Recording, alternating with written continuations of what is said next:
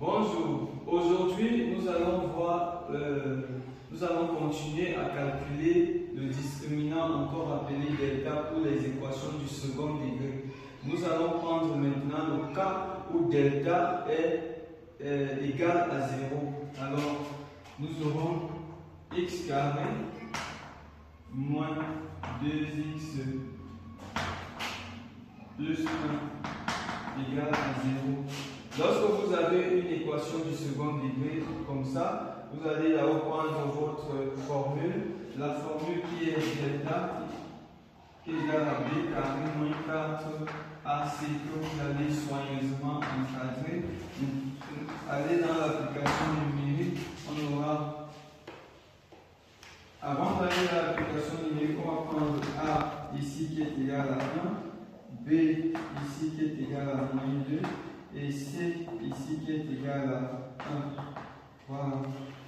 Nous allons donc venir ici, delta égale à B carré. B c'est qui? B c'est moins 2. Alors je vais moins 2 au carré, moins de la formule, 4 de la formule. Et A. A ici c'est qui? A ici c'est 1. Et C ici c'est qui?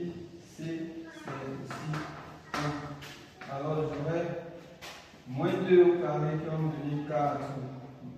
Moins 4 fois 1, ça va me donner moins 4. Moins 4 fois 1, ça va me donner moins 4. Voilà. Maintenant, on aura moins 4 moins 4 qui va donner bien sûr 0.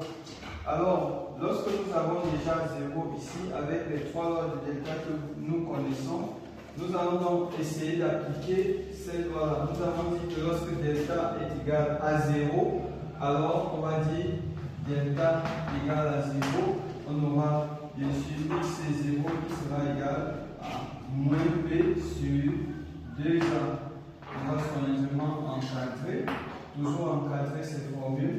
Dans l'application numérique, on aura x c'est 0 qui sera égal à moins b. B c'est qui? B c'est moins 2, alors on aura moins de moins 2 sur 2, A c'est 1.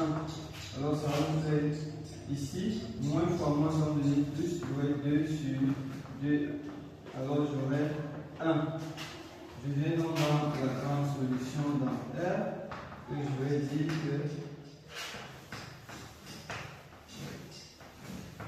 alors ici, on aura donc x0 qui va nous donner 1. Et je rappelle que lorsque nous sommes dans les équations du second degré, nous avons la possibilité de toujours avoir deux réponses. Ici, nous pouvons dire que x0 sera égal à 1 et x0 sera encore égal à 1. Pour donc éviter de se répéter, on va dire une fois que x0 sera égal à 1. Mais lorsque nous sommes dans les équations du second degré, généralement, nous devons avoir deux réponses. Mais pour ne pas se répéter, nous allons dire que x0 ici est égal à 1.